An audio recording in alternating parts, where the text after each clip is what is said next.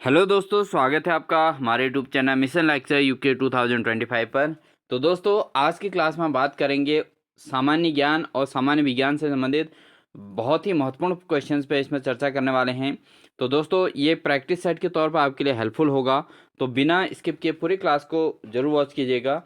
आप प्रवक्ता screening, PCS pre और उत्तराखंड से संबंधित खनिज सहायक, व्यक्ति सहायक, उत्तराखंड पुलिस और अन्य आरओ, एआरओ, इसके अलावा पटवारी किसी भी एग्जाम्स की तैयारी कर रहे हों तो सभी के सिलेबस के अकॉर्डिंग यहाँ पर ये क्वेश्चंस बनाए गए हैं। तो बहुत ज़्यादा इंपॉर्टेंट ये क्लास है दोस्तों, बिना स्किप किए पूरी क्लास को ज़रूर वॉच कीजिएगा।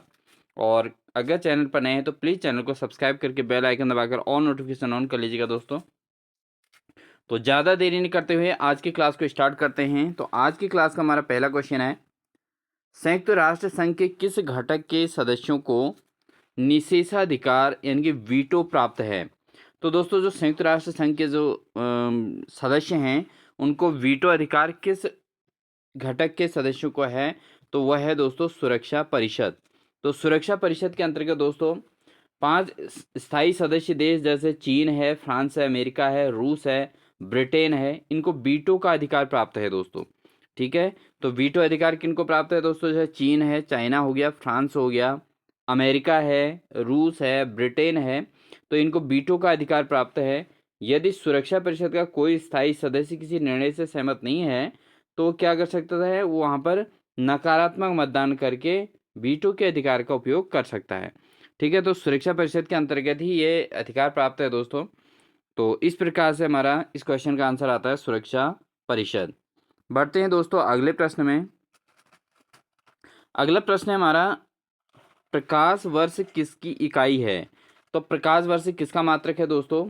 तो प्रकाश वर्ष जो मात्रक है दोस्तों वह है दूरी का मात्रक। ठीक है, और ये किस आधार पर होता है दोस्तों?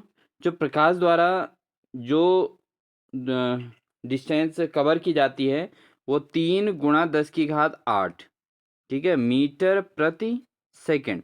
कभी एग्जाम में पूछा जाता है कि प्रकाश की चाल कितनी होती है? तो प्रकाश की चाल है दोस्तों 3 × 10⁸ मीटर प्रति सेकंड। ठीक है, तो एक प्रति सेकंड में यानी कि एक सेकंड में एक प्रकाश द्वारा जो है एक वर्ष में जो तय की गई दूरी को प्रकाश वर्ष कहते हैं। क्योंकि प्रकाश किरण जो है 3 × 10⁸ मीटर पर सेकंड की स्पीड से चलती है, तो एक वर्ष में जो चली गई दूरी होगी उसको हम प्रकाश वर्ष कहते हैं। ठीक है दोस्तों, और साथ ही आगे आपको जानकारी बताएं तो प्रकाश वर्ष अंतरिक्ष में तारों के बीच की दूरी मापने की भी इकाई है। ठीक है, जो स्टार्स होते हैं, जो अंतरिक्ष में स्टार्स हैं, तारे हैं, उनके बीच की डिस्टेंस को मापने के लिए भी प्रकाश वर्ष का यूज किया जाता है। और एक प्रकाश वर्ष जो होता है उसमें 9.46 × 10⁻15 मीटर तक होता है। ठीक है, तो इसको आप जरूर नोट कर लीजिएगा। ऐसा क्वेश्चन बार बार पूछा गया है कि प्रकाश वर्ष किसकी इकाई है। ये बहुत ज़्यादा इंपॉर्टेंट क्वेश्चन है दोस्तों। आप अगर प्रीवियस ईयर क्वेश्चन पेपर देख रहे होंगे तो आपको ज़रूर ये क्वेश्चन मिलेगा। और ये क्वेश्चन भी इसमें साथ साथ में पूछा गया है कितनी बार कि प्रकाश की चाल कितनी है? 3 × 10⁸ मीटर पर सेकंड। अगला क्वेश्चन है, निम्न में गैसों में से कौन सी गैस ग्रीन हाउस गैस नहीं है? तो दोस्तों, अगर हम यहाँ पर ग्रीन हाउस गैसेस की बात करें तो यहाँ पर आपका ऑक्सीजन ग्रीन हाउस गैस नहीं है, जबकि यहाँ पर कार्बन डाइऑक्साइड और NO2 और उसके बाद CS4, ठीक है, ये तीनों के तीनों ग्रीन हाउस गैसेज हैं दोस्तों। अब बात करें ग्रीन हाउस गैस की तो दोस्तों यहाँ पर ग्रीन हाउस प्रभाव क्या होता है? एक प्राकृतिक प्रक्रिया होती है, ग्रीन हाउस इफेक्ट इसको कहते हैं, और जिसके द्वारा किसी ग्रह या उपग्रह के वातावरण में मौजूद जो गैसें होती है दोस्तों वो वातावरण के ताप को अपेक्षाकृत बढ़ाने में मदद करती हैं। ठीक है, तो जो इन्वायरमेंट में मौजूद, जो हमारे वातावरण में मौजूद जो गैसें हैं, ठीक है, वही गैस, ठीक है, वातावरण में ताप को अपेक्षाकृत बढ़ाने में क्या करती हैं? मदद करती हैं, यानी कि टेम्परेचर को बढ़ा देती हैं। और विश्वव्यापी ताप वृद्धि के पीछे मुख्यतः किसका हाथ है दोस्तों? सबसे ज़्यादा है कार्बन डाइऑक्साइड। ठीक है, जिसे ग्रीन हाउस गैस कहा जाता है।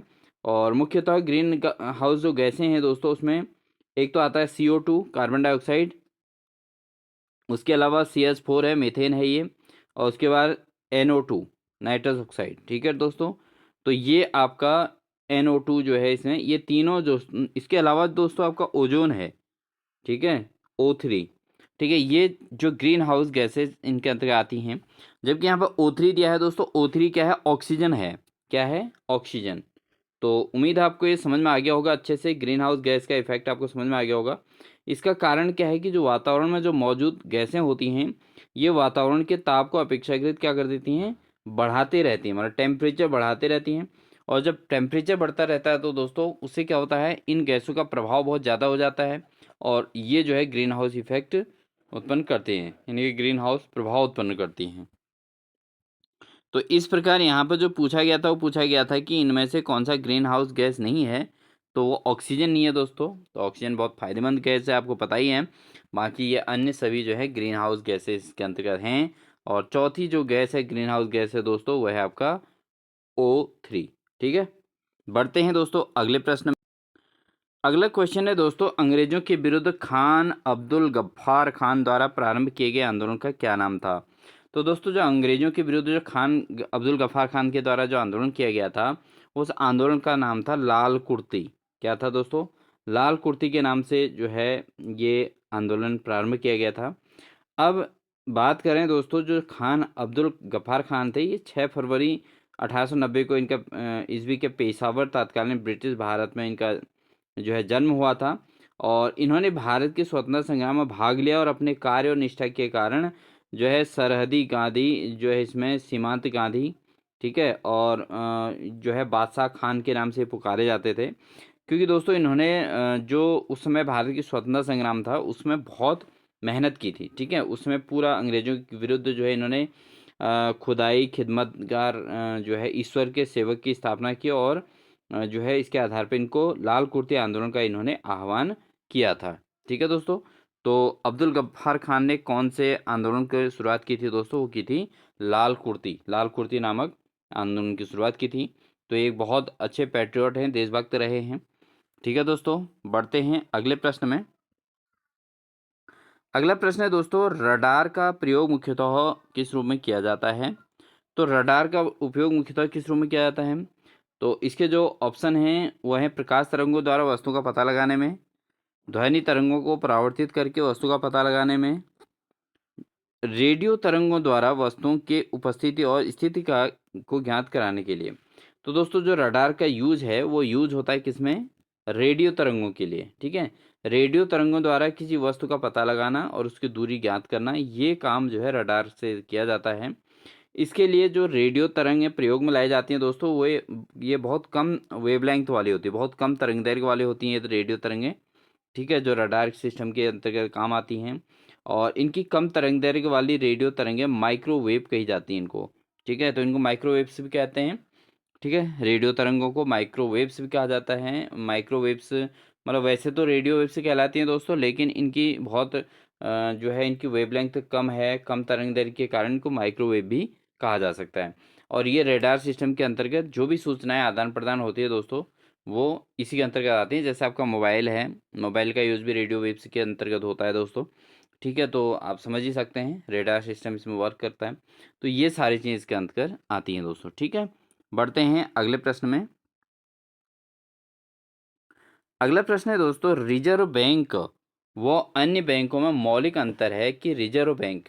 अब देखो जो अन्य बैंक है और जो रिजर्व बैंक है, इन दोनों में मौलिक अंतर है, कुछ न कुछ एक ऐसी अंतर है जिसलिए इनका नाम अलग अलग पड़ा है। ठीक है, रिजर्व बैंक एक यूनिक बैंक है दोस्तों। ठीक है, अब इसमें क्या अंतर है दोस्तों? इसके अंतर्गत जो अंतर है वह है शासन के बैंकर के रूप में ये कार्य करती है। कौन? Reserve bank. रिजर्व बैंक जो है शासन के बैंकर के रूप में कार्य करती है। तो जो रिजर्व बैंक की स्थापना कब हुई थी, ये क्वेश्चन बार बार पूछा जाता है दोस्तों। सबसे पहले हम बात करते हैं रिजर्व बैंक की स्थापना की। अन्य बैंक तो दोस्तों बहुत सारे हैं, आपको पता ही है, बट इनके बारे में क्या ही पूछा जाएगा। बट रिजर्व बैंक जो है, एक तो शासन के बैंकर के रूप में कार्य करा, भाई सबसे हेड बैंक के रूप में कार्य करता है। और इसकी जो स्थापना हुई थी दोस्तों, वो हुई थी 1 अप्रैल 1935। तो इसको आप जरूर नोट कर लीजिएगा। ठीक है, 1 अप्रैल 1935 को रिजर्व बैंक की स्थापना हुई थी दोस्तों। इसको आप जरूर नोट कर लीजिएगा बिना सोचे समझे। ठीक है, बिल्कुल नोट करना है, एग्जाम में बार बार पूछा जाता है। और 1 जनवरी 1949 को रिजर्व बैंक का राष्ट्रीयकरण कर दिया गया था। तो रिजर्व बैंक की स्थापना कब हुई? 1 अप्रैल 1935 में। और साथ ही साथ जो है 1 जनवरी ठीक है, 1 जनवरी 1949, यानी कि देश की आज़ादी के जस्ट बाद जो है 1947 को देश आज़ाद हुआ, तो 1 जनवरी 1949 को दोस्तों इसको रिजर्व बैंक को राष्ट्रीयकरण कर दिया गया था। मतलब इस बैंक को मान लिया कि ये देश को चलाने वाला बैंक है। ठीक है, रिजर्व बैंक का मुख्य कार्य नोटों का निर्गमन करना है। इसके अतिरिक्त सरकार के बैंकर के रूप में ये कार्य करती है। ठीक है दोस्तों, तो एक तो नोटों का निर्गमन करने का काम किसका है, ये भी रिजर्व बैंक का है।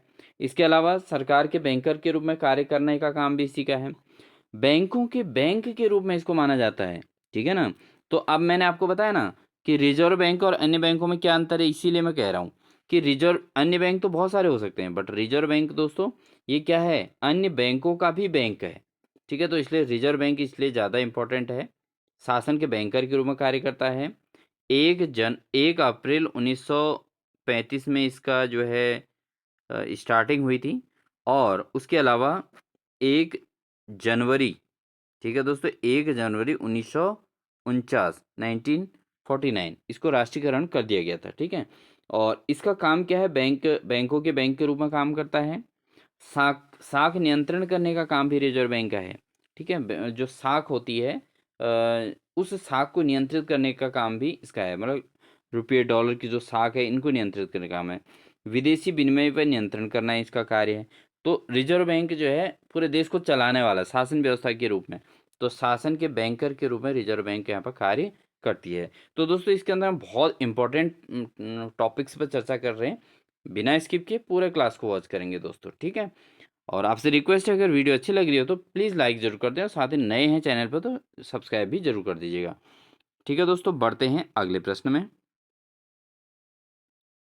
अगला प्रश्न है दोस्तों, प्रथम वित्त आयोग गठित किया गया था। तो जो फर्स्ट वित्त आयोग गठित कब किया गया था दोस्तों, वित्त आयोग का गठन कब हुआ था, तो ये हुआ था दोस्तों 1951 में। कब हुआ था, 1951। मोस्ट इंपॉर्टेंट की श्रेणी में रखेंगे। आपके पास प्रवक्ता स्क्रीन और पीसीएस प्री के जो एग्जाम होंगे दोस्तों, इससे एक्स्ट्रा कुछ नहीं आने वाला दोस्तों। पूरी क्लास को वॉच करिए, सब कुछ यहीं से मिलेगा। लगातार आपको यहाँ से क्लासेस देखने को मिलेंगे, जरूर वॉच कर लीजिएगा, आपको क्वेश्चन भी एग्जाम में यहीं से देखने को मिलेंगे। तो प्रथम वित्त आयोग गठित किया गया था कब, 1951 में, 1951 में किया गया था। तो भारतीय संविधान के 280 वाले जो अनुच्छेद है दोस्तों, अनुच्छेद, ठीक है, तो इसमें वित्त आयोग के गठन का प्रावधान किया गया था। ठीक है, जो वित्त आयोग के गठन की बात कही गई थी, जो राष्ट्रपति द्वारा किया जाता है। ठीक है, वित्त आयोग का गठन किसके द्वारा, राष्ट्रपति के द्वारा। और इसमें क्या होता है दोस्तों, जो वित्त आयोग बनता है इसमें क्या क्या चीज़ें होती हैं। वित्त आयोग में एक तो एक अध्यक्ष होता है। ठीक है, एक अध्यक्ष हो जाएगा, और कितने सदस्य होते हैं, 4 अन्य सदस्य होते हैं दोस्तों। कितने, 4 सदस्य होते हैं। ठीक, इसके अलावा इसमें क्या होता है दोस्तों, भारत में पहला वित्त आयोग जो किया गया था उसके जो अध्यक्ष थे वो क्या थे, केसी नियोगी। ठीक है, अब आपसे पूछेंगे कि भारत में प्रथम वित्त आयोग के अध्यक्ष कौन थे, तो वो थे दोस्तों के सी नियोगी।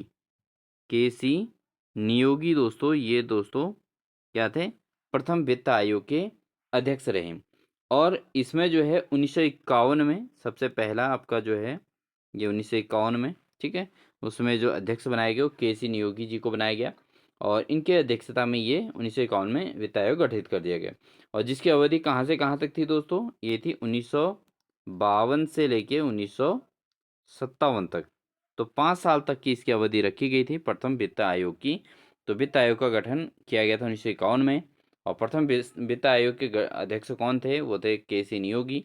और कब से कब तक प्रथम वित्त आयोग चला था, 1952 से लेकर 1957 तक। तो बहुत ज़्यादा इंपॉर्टेंट आपके 3 क्वेश्चन यहाँ पर तैयार हो गए दोस्तों। बढ़ते हैं हम अगले प्रश्न में। अगला क्वेश्चन है दोस्तों, क्वेश्चन नंबर 8। माइक्रोसॉफ्ट कॉरपोरेशन का संबंध किस उद्योग से है। अब ये पूछा गया है कि भाई माइक्रोसॉफ्ट कॉरपोरेशन है, इसका संबंध किस उद्योग से है। तो अगर हम बात करें तो माइक्रोसॉफ्ट का उपयोग किससे है, सॉफ्ट ड्रिंक से बिल्कुल गलत। उच्च गुणवत्ता के सूक्ष्मदर्शी नहीं, मदरबोर्ड भी नहीं दोस्तों, कंप्यूटर सॉफ्टवेयर। अब ये सेंटेंस ही पता चला माइक्रोसॉफ्ट से, तो भाई कंप्यूटर सॉफ्टवेयर का ही होगा।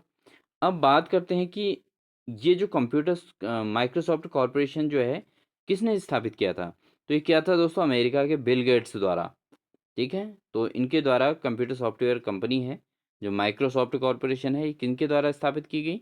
ये अमेरिका के बिल गेट्स के द्वारा स्थापित की। आपको पता है बिल गेट्स विश्व के सबसे अमीर व्यक्ति थे, ठीक है ना, इनको अमीर व्यक्तियों की श्रेणी में रखा।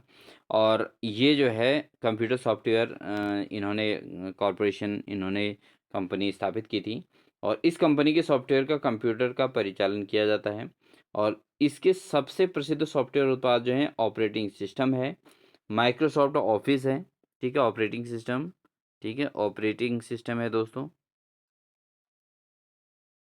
इसके अलावा क्या है, माइक्रोसॉफ्ट ऑफिस है, इंटरनेट एक्सप्लोरर है, और उसका वेब ब्राउज़र है।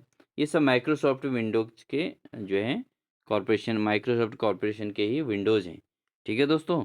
तो किसके द्वारा माइक्रोसॉफ्ट कॉरपोरेशन स्टार्ट किया गया था? ये बिल गेट्स के द्वारा, जो अमेरिका से बिलोंग करते हैं, और ये कंप्यूटर सॉफ्टवेयर है माइक्रोसॉफ्ट। उम्मीद है आपको ये अच्छे से समझ में आ गया होगा। इसके बाद आपको कुछ ज़्यादा करना नहीं है, आपको नोट्स बना लेने हैं जहाँ पर आपको क्रिटिकल लगा। अदरवाइज बार बार सुन के अगर आप वीडियो को लगातार वॉच करोगे, सुनोगे, तो आपको 100% ये चीज़ें याद हो जाएंगी दोस्तों, ठीक है। तो ज़्यादा लिखने से भी कुछ नहीं होता, माइंड में घुसानी है बातें, ठीक है। बढ़ते हैं दोस्तों अगले प्रश्न में। अगला प्रश्न है दोस्तों, योजना आयोग के पदेन अध्यक्ष हैं। तो योजना आयोग के पदेन अध्यक्ष कौन होते हैं दोस्तों? तो योजना आयोग के जो पदेन अध्यक्ष होते हैं दोस्तों, वो होते हैं प्रधानमंत्री। कौन होते हैं? प्रधानमंत्री होते हैं। और ये क्या होता है, योजना आयोग क्या है, किस प्रकार का निकाय है दोस्तों? ये एक संविधानेतर निकाय है। कैसा है? संविधानेतर, ठीक है दोस्तों, इसको भी आप जरूर नोट कर लीजिएगा। संविधानेतर निकाय है ये, क्योंकि एग्जाम पूछा जा सकता है कि योजना आयोग है एक संविधान संबंधी या निर्वाचन संबंधी, ये संबंधी सारी बातें आएंगी। बट आपको क्या है कि योजना आयोग क्या है, एक संविधानेतर निकाय है।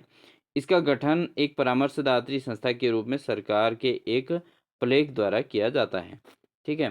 तो जो योजना आयोग है दोस्तों, इसका नाम अब बदल दिया गया है, आपको पता ही है। और ये नाम कब बदला गया था? पहले तो इसका नाम रखा क्या गया है, ये आपको बता देते हैं।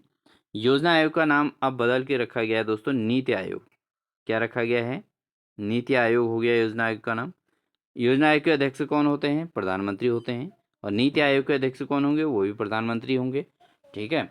और नीति आयोग का जो नाम रखा गया, ये कब रखा गया? ये रखा गया दोस्तों 1 जनवरी 2015 में, ठीक है। नीति आयोग नाम रखा गया, किसका नाम? योजना आयोग का। तो योजना आयोग का नाम नीति आयोग कब रखा गया? 1 जनवरी 2015 में। और किस आयोग को नीति आयोग का नाम दिया गया? योजना आयोग को। योजना आयोग के पदेन अध्यक्ष कौन होते हैं? प्रधानमंत्री। भाई जब जो प्रधानमंत्री बनेंगे वही नीति आयोग के अध्यक्ष बन जाएंगे, ठीक है दोस्तों। उम्मीद है आपको ये समझ में आ गया होगा बहुत अच्छे तरीके से। बढ़ते हैं दोस्तों अगले प्रश्न में। अगर आपसे पूछा है कि वर्तमान में नीति आयोग के अध्यक्ष कौन है, तो बहुत सामान्य सी बात है, कमेंट सेक्शन में ज़रूर जवाब दे सकते हैं, ठीक है, क्योंकि आपको पता ही है क्या चीज़ है क्वेश्चन। नीति आयोग के अध्यक्ष कौन हो सकता है और वर्तमान में कौन अध्यक्ष हैं, ये आप कमेंट सेक्शन में जरूर बताएंगे दोस्तों। बढ़ते हैं दोस्तों अगले प्रश्न में। अगला प्रश्न है, नील बटा सन्नाटा है एक। अब देखिए दोस्तों क्वेश्चन क्या आ गया, बहुत अच्छा क्वेश्चन है। नील बट्टा सन्नाटा। अब नील बट्टा सन्नाटा क्या है दोस्तों? ऑप्शन क्या है आपके पास, देखिए, डॉक्यूमेंट्री फिल्म, फीचर फिल्म, उपन्यास या कहानी। अब यहाँ पर वही बच्चा इसका सही आंसर दे पाएगा जिसने पढ़ा हो, ठीक है दोस्तों, जिन्होंने ये चीज़ पढ़ी हो वही इसको बता सकते हैं। तो दोस्तों अगर आपको बता दें, नील बट्टा सन्नाटा है एक फीचर फिल्म। क्या है दोस्तों? Feature film. डॉक्यूमेंट्री फिल्म भी नहीं है, उपन्यास भी नहीं है, कहानी भी नहीं है, ये है एक फीचर फिल्म। अब फीचर फिल्म की बात क्या है दोस्तों, ये एक सामाजिक फीचर फिल्म है नील बट्टा सन्नाटा। ये किस पर आधारित है? ये दोस्तों है एक गरीब महिला और उसकी बेटी की कहानी है, जिसमें दिखाया गया है कि कैसे घरों में काम करने वाली जो महिलाएं हैं दोस्तों, अपनी बेटी के भविष्य के सपने देखती है और उसे पढ़ाना चाहती हैं, ठीक है। तो बेटी को पढ़ाना तो चाहती हैं, लेकिन होता क्या है इस फिल्म में जो है किस तरीके से एक माँ अपनी बेटी को, यानी कोई महिला अपनी बेटी को किस तरीके से पढ़ाना चाहती है और आगे बढ़ाना चाहती है, बड़े पदों में देखना चाहती है, ये इस फिल्म में दर्शाया गया है। तो इस फिल्म का नाम है नील बटा सन्नाटा, ठीक है। तो किस प्रकार की फिल्म है दोस्तों? डॉक्यूमेंट्री फिल्म नहीं है ये एक फीचर फिल्म है। क्या है? Feature film. और इस फिल्म में जो कलाकार हैं दोस्तों वह हैं स्वरा भास्कर, रत्ना पाठक, पंकज त्रिपाठी, रिया शुक्ल, ये जो हैं। लेकिन मेन इसमें पूछा जा सकता है नील बट्टा सन्नाटा फिल्म का निर्देशन किसने किया है? तो इसके निर्देशक जो हैं वो अश्विनी अय्यर त्रिपाठी हैं दोस्तों। इसको आप जरूर नोट कर लीजिएगा। ठीक है, नील बट्टा सन्नाटा जो फीचर फिल्म है, इसके निर्देशक डायरेक्टर कौन है? बाकी औरों को तो कम ही पूछा जाएगा, बट डायरेक्टर पूछा जा सकता है दोस्तों। और डायरेक्टर निर्देशक जो हैं दोस्तों वो कौन होंगे? और इसके निर्देशक हैं दोस्तों अश्विनी अय्यर त्रिपाठी। आप नोट कर लीजिएगा, अश्विनी अय्यर दोस्तों, यहाँ पर आधा ही आएगा। और साथ ही दोस्तों त्रिपाठी। ठीक है, अश्विनी अय्यर त्रिपाठी इसके जो हैं निर्देशक हैं। ठीक है, अय्यर आप ऐसे लिखेंगे दोस्तों, इस प्रकार से। ठीक है, अश्विनी अय्यर त्रिपाठी जो है नील बट्टा सन्नाटा मूवी के जो फीचर फिल्म है दोस्तों, इसके क्या हैं? इसके डायरेक्टर हैं। ठीक है, बढ़ते हैं दोस्तों अगले प्रश्न में। उम्मीद है आपको सारे क्वेश्चन समझ में आ रहे होंगे। डिटेल स्टडी हो रही है तो आप लोग बिल्कुल स्किप ना करें। अगला प्रश्न है दोस्तों, श्रमिक दिवस कब मनाया जाता है? अब श्रमिक दिवस कब मनाया जाता है दोस्तों? श्रमिक दिवस मनाया जाता है 1 मई को, जिसको मजदूर दिवस के नाम से भी जाना जाता है दोस्तों। क्या नाम? मजदूर दिवस। इसको मजदूर दिवस के रूप से नाम से भी जाना जाता है, और इसी को श्रमिक दिवस भी कहा जाता है। कब मनाया जाता है दोस्तों? 1 मई को। ठीक है ना। बढ़ते हैं अगले प्रश्न में। अगला प्रश्न है, रोजा हेविस्कस किसका वैज्ञानिक नाम है? तो दोस्तों ये एक ऐसे क्वेश्चन भी पूछे जाते हैं, वैज्ञानिक नाम पूछे जाते हैं। तो रोजा हेविस्कस किसका वैज्ञानिक नाम है? तो इसका आंसर बताना है दोस्तों। तो ये दोस्तों जो हेबिस्कस शब्द से आपको पता चल रहा होगा, गुड़हल को दोस्तों हेबिस्कस बोलते हैं, और यहाँ पर रोजा हेबिस्कस कहा गया है। तो सामान्य सी बात है, हर कोई बच्चा इस क्वेश्चन का आंसर सही कर सकता है, जिसका थोड़ा इंग्लिश स्ट्रांग हो और हिंदी के साथ कोरिलेट कर सकता हो। तो हेबिस्कस शब्द से पता चल गया कि गुड़हल का ही है। गाय, उल्लू और बंदर 3 के 3 इसमें जो है जानवरों को नाम दिए हैं, और यहाँ पर जो है हेबिस्कस मीन्स गुड़हल होता है। तो फाइनल सी बात है, सीधा आंसर सही हो जाता है दोस्तों। ठीक है दोस्तों, उम्मीद है समझ में आ रहा होगा आपके। बढ़ते हैं अगले प्रश्न में। अगला प्रश्न है, प्रथम भारतीय आणविक केंद्र कहाँ स्थापित किया गया था? तो प्रथम भारतीय जो आणविक केंद्र स्थापित किया था दोस्तों, वो कहाँ किया गया था? वो किया गया था तारापुर में। कहाँ किया गया था? तारापुर। संयुक्त राज्य अमेरिका की सहायता से स्थापित तारापुर भारत का पहला परमाणु विद्युत संयंत्र है दोस्तों ये। ठीक है, कैसा? ये है परमाणु विद्युत संयंत्र। ठीक है, तो ये कहाँ किया गया? परमाणु विद्युत संयंत्र है दोस्तों। और इसमें किसकी हेल्प ली गई? अमेरिका की। तो अमेरिका की हेल्प ली गई थी दोस्तों इसमें। ठीक है, और इसमें 160 मेगावाट की बिजली उत्पन्न की जाती है। तो ये विद्युत संयंत्र ऐसा छोटा मोटा नहीं है दोस्तों। इसके अंदर कितना? 160 मेगावाट। मेगावाट। ठीक है दोस्तों, MGW। और उसके अलावा जो महाराष्ट्र और गुजरात की आप जो है इसके द्वारा महाराष्ट्र और गुजरात में विद्युत आपूर्ति की जाती है। तो ये था दोस्तों प्रथम भारतीय आणविक केंद्र। ठीक है, जिसके अंदर परमाणु विद्युत संयंत्र है ये, और इसको स्थापित किया गया था तारापुर में। और तारापुर जो है ये किसकी मदद से? अमेरिका की मदद से इसको स्थापित किया गया था। और ये परमाणु विद्युत संयंत्र है, और इसमें 160 मेगावाट तक की बिजली का उत्पादन किया जाता है। बढ़ते हैं दोस्तों अगले प्रश्न में। अगला प्रश्न हमारा है, अर्थशास्त्र किससे संबंधित है? देखिए, अगर अर्थशास्त्र से संबंधित अन्य क्वेश्चन आते हो तो मैक्सिमम कौटिल्य वगैरह इसके आंसर होते हैं। बट यहाँ पर दोस्तों अर्थशास्त्र किससे संबंधित है, यानी किस राजनीतिक संगठन से या किस साम्राज्य से संबंधित है? तो दोस्तों अर्थशास्त्र जो है आपका मौर्य काल से है। कब से? मौर्य काल, यानी मौर्यकालीन राजनीति से अर्थशास्त्र का रिलेशन रहा है। और इसकी रचना चंद्रगुप्त के प्रधानमंत्री चाणक्य ने की थी। तो मौर्य काल में कौन शासक थे? चंद्रगुप्त। और इनके जो प्रधानमंत्री थे, ठीक है, उनका नाम क्या था दोस्तों? चाणक्य। चाणक्य की विद्वता वाली कहानी आपने सुनी होगी दोस्तों। चाणक्य बहुत विद्वान व्यक्ति थे। जो राजनीति में संबंधित ग्रंथ है, और इसमें मौर्य शासन प्रणाली पर व्याप्त प्रकाश डाला जाता है। तो जो इसके अंतर्गत जो है चाणक्य ने जब इसकी रचना की थी, तो वो जो है मौर्यकालीन राजनीति के अंतर्गत अर्थशास्त्र की रचना की थी। और यहाँ पर दोस्तों यहाँ पर से ही जो है ये मौर्य शासन प्रणाली इसके आधार पर अर्थशास्त्र से संबंधित होता है। बढ़ते हैं दोस्तों अगले प्रश्न में। अगला प्रश्न है, वैदिक देवता इंद्र किसके देवता हैं? तो दोस्तों जो वैदिक देवता इंद्र हैं वो किसके देवता हैं? ठीक है, तो जो इंद्र हैं जिनको देवराज इंद्र भी कहा जाता है, तो किसके देवता हैं दोस्तों? वह हैं वर्षा व चक्रवात के। ठीक है, तो प्राकृतिक घटनाएं जैसे भी हैं जो भी होती हैं तो उनसे संबंधित ये जो है वैदिक देवता इंद्र जो है वर्षा व चक्रवात। बढ़ते हैं दोस्तों अगले प्रश्न में। अगला प्रश्न है, बाल दिवस कब मनाया जाता है?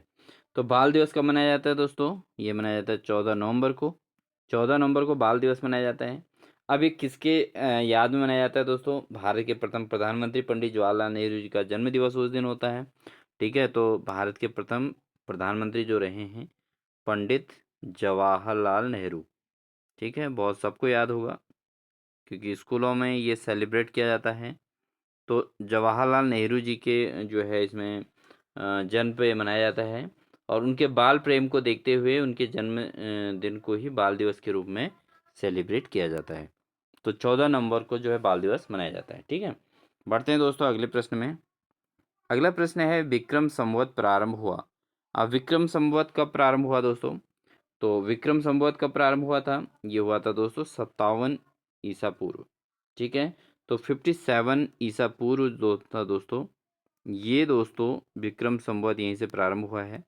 ठीक है, और इसके जो विक्रम संवत के जो प्रणेता रहे दोस्तों, मेन बात है विक्रम संवत किनके याद में किया जाता है? ये सम्राट विक्रमादित्य। किनके? किनके? सम्राट विक्रमादित्य। ठीक है दोस्तों, इनको नोट कर लीजिएगा। विक्रमादित्य के अत्यंत प्राचीन संवत है ये और विक्रमादित्य को मनाया जाता है। विक्रम संवत के प्रणेता इनको माना जाता है, सम्राट विक्रमादित्य को माना जाता है, जिन्होंने लगभग 2068 वर्ष पूर्व यानी 57 ईसा पूर्व विक्रम संवत का प्रारंभ किया था। ठीक है, तो विक्रमादित्य ने विक्रम संवत का प्रारंभ किया था और कब किया क्या था? इसका प्रारंभ कब हुआ था? 57 ईसा पूर्व यानी कि 2068 वर्ष पूर्व। कितना? 2068 वर्ष पूर्व की बात है ये। ठीक है दोस्तों, बढ़ते हैं अगले प्रश्न में। अगला प्रश्न है दोस्तों, उत्तर प्रदेश कितने भारतीय राज्यों से जुड़ा हुआ है? अब बात करते हैं कि उत्तर प्रदेश की बात आती है दोस्तों कि कितने भारतीय राज्यों से जुड़ा हुआ है उत्तर प्रदेश। उत्तर प्रदेश की अगर हम बात करें दोस्तों, ये जुड़ा है टोटल 9 भारतीय राज्यों से जुड़ा है उत्तर प्रदेश। अब ये भारतीय राज्य कौन कौन से हैं दोस्तों? तो अगर हम बात करें उत्तर प्रदेश क्या है, जो इसके समीपवर्ती राज्य जो भारत के 9 राज्यों और नेपाल की सीमाओं से घिरा है, उत्तर प्रदेश को स्पर्श जो करती हैं, एक तो उत्तराखंड है, यूके उत्तराखंड हो गया दोस्तों, उसके बाद हरियाणा हो गया, इसके अलावा दिल्ली हो गया, इसके अलावा हिमाचल प्रदेश हो गया। ठीक है दोस्तों, और उसके अलावा राजस्थान हो गया, उसके अलावा मध्य प्रदेश हो गया। ठीक है, एमपी, इसके अलावा बिहार हो गया और उसके अलावा आपका झारखंड हो गया और इसके अलावा छत्तीसगढ़ हो गया। ठीक है दोस्तों, तो ये हैं आपके उत्तर प्रदेश के जो जुड़े हुए राज्य हैं। उत्तराखंड, दिल्ली, राजस्थान, हरियाणा, जो है हिमाचल प्रदेश, मध्य प्रदेश, बिहार, झारखंड और छत्तीसगढ़, इन 9 राज्यों से जुड़ा हुआ है उत्तर प्रदेश। ठीक है दोस्तों, कितने राज्यों से? 9 राज्यों से जुड़ा हुआ राज्य है उत्तर प्रदेश। तो बहुत महत्वपूर्ण क्वेश्चन है, इम्पोर्टेंट एग्जाम के लिए। बिना स्किप के नोट करते रहिए दोस्तों। बिल्कुल भी केवल अपनी तैयारी के लिए आपने मेहनत करनी है, अपने एग्जाम क्रैक करने तक आपने मेहनत करनी है। तो बिना स्किप किए पूरे क्लास को वॉच करिए, अपने नोट से तैयार करते रहिए। ऐसी लगातार क्लासेस देखने को मिलेंगी दोस्तों आपको, बहुत महत्वपूर्ण, जो आपको एग्जाम में आपके लिए बहुत ही हेल्पफुल होंगी। बढ़ते हैं दोस्तों अगले प्रश्न में। राजा राममोहन राय ने निम्न में से किस प्रथा के विरोध में कानून बनाया था? तो दोस्तों राजा राममोहन राय ने एक प्रथा का अंत किया था, तो वो कौन सी प्रथा थी उसके बारे में बात करेंगे। तो उन्होंने किया था सती प्रथा।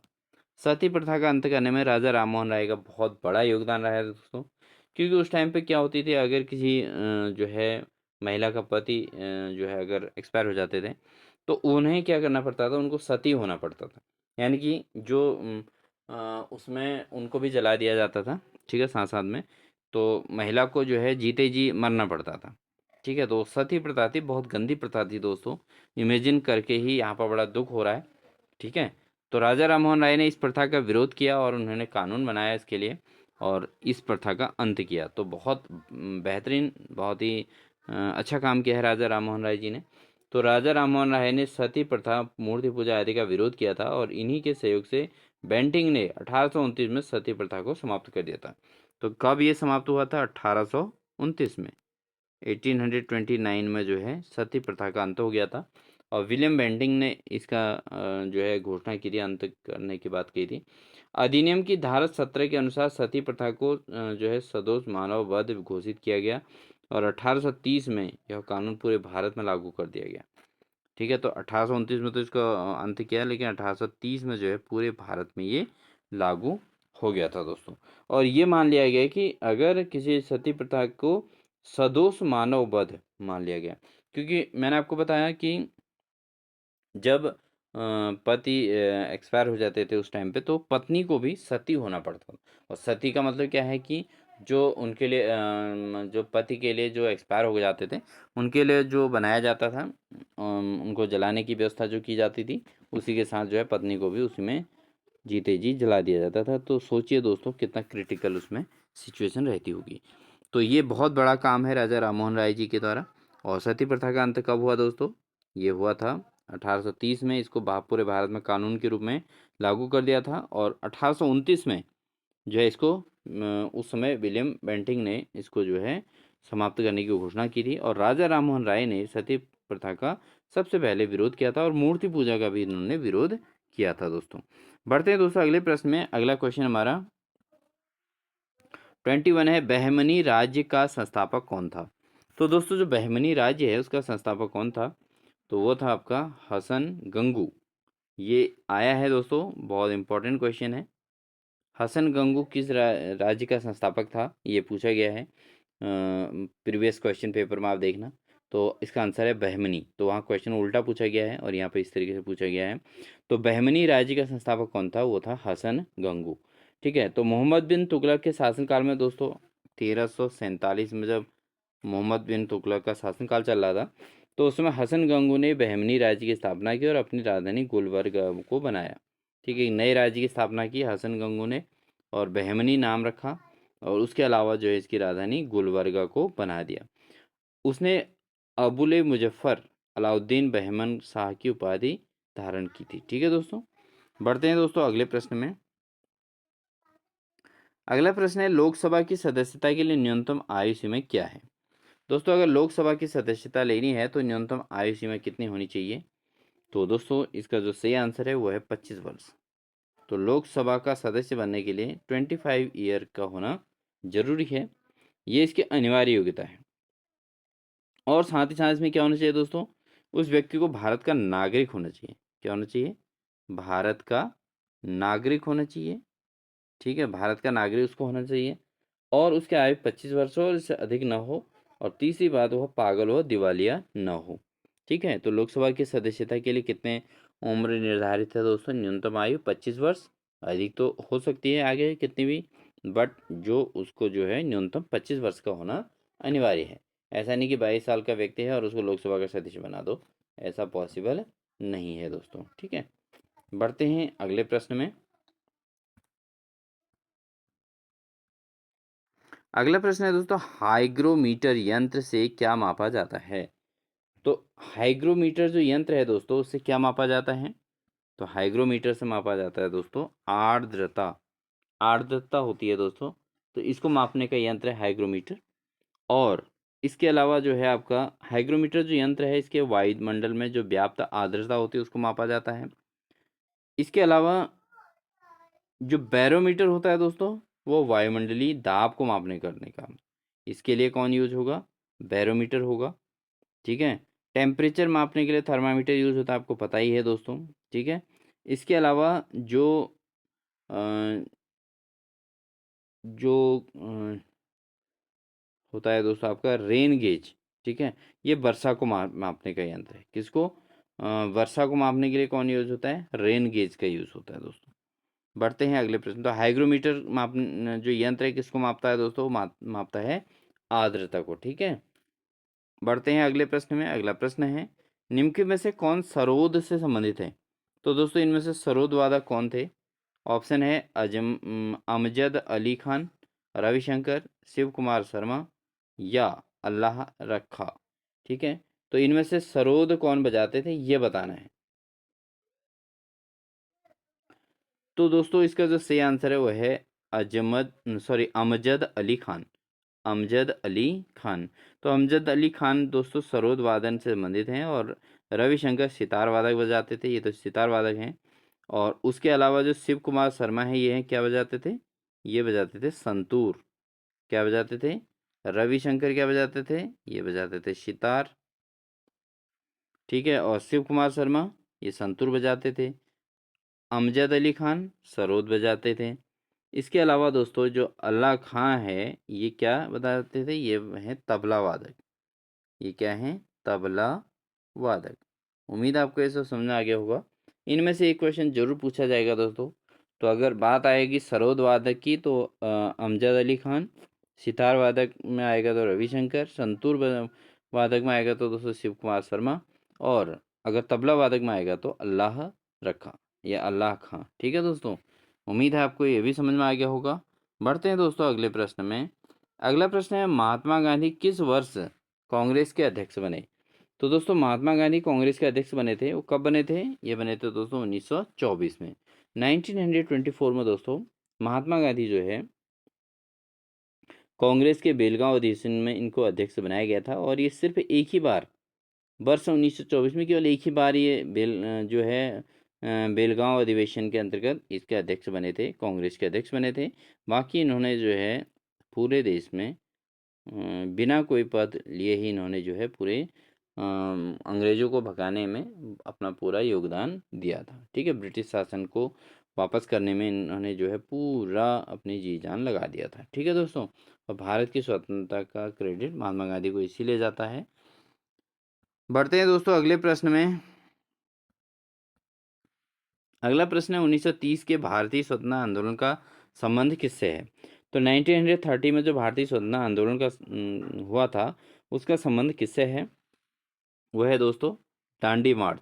अब डांडी मार्च है तो दोस्तों महात्मा गांधी की याद आ जाएगी। तो ये महात्मा गांधी ने चलाया था। ठीक है, 1930 में।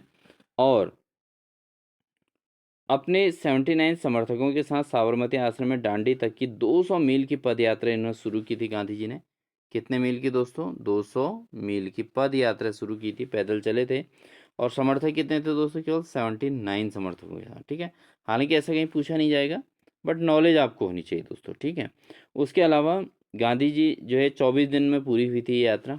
ठीक है, दांडी यात्रा कितने दिन में पूरी हुई थी? 24 दिन में हुई थी दोस्तों, 24 डेज। ठीक है, इसको आप नोट कर सकते हैं। और उसके बाद गांधी जी 5 अप्रैल को, क्योंकि इसकी जो शुरुआत हुई थी दोस्तों वो कब हुई थी? 12 मार्च से शुरू हुई थी, 12 मार्च से। और कहाँ कब पहुँचे? 5 अप्रैल को। 5 अप्रैल को ये कहाँ पहुँचे थे? ये डांडी पहुँचे थे। और 6 अप्रैल को प्रातः नमक बनाकर कानून तोड़ा, जो एक सफल आंदोलन बन गया था।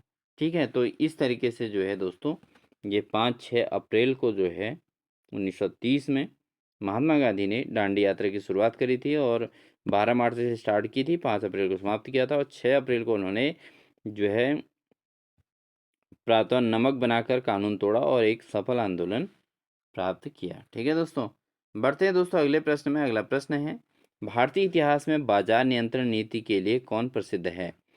तो भारतीय इतिहास के अंतर्गत जो बाजार नियंत्रण की नीति है उसके लिए कौन प्रसिद्ध है दोस्तों? वह है दोस्तों आपका अलाउद्दीन खिलजी।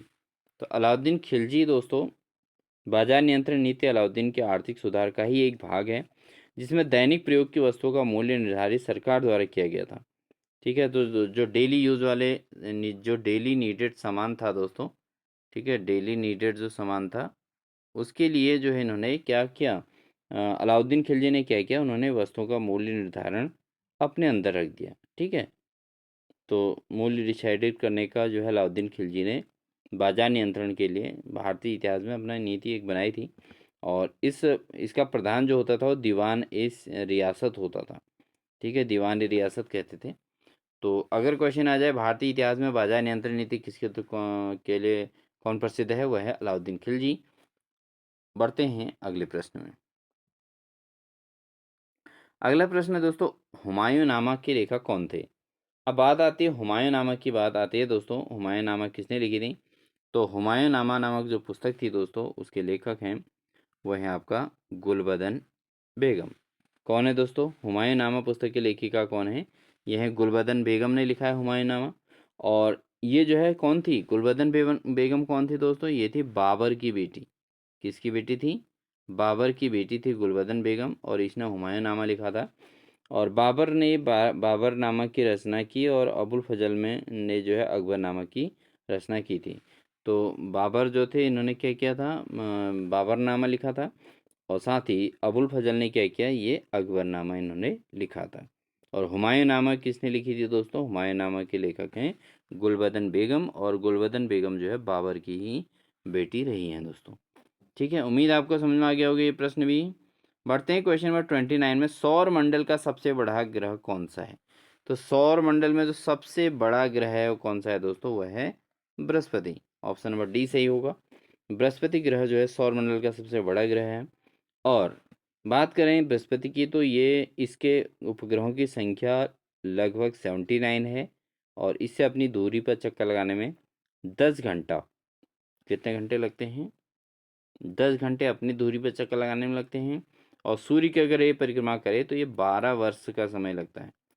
सूर्य की परिक्रमा करने में कितना समय लगता है दोस्तों, ये लगता है इनको 12 वर्ष। ठीक है, कौन सी ग्रह को, बृहस्पति को। तो सौर मंडल में बृहस्पति को जो है अपने सूर्य के चक्कर लगाने में पूरे 12 वर्ष लगते हैं। जैसा कि आपका कुंभ का मेला आता है 12 वर्ष में, इसी प्रकार बृहस्पति दोस्तों 12 वर्ष में अपना एक चक्कर लगाती है कंप्लीट। जैसे पृथ्वी जो है एक 365 दिन में अपना एक चक्कर पूरा कर लेती है सूर्य के चारों ओर, तो ऐसे ही जो है बृहस्पति ग्रह जो है सूर्य के चारों ओर चक्कर लगाने में 365 गुणा 12 दिन इसको लगते हैं, इनके पूरे 12 वर्ष लगते हैं।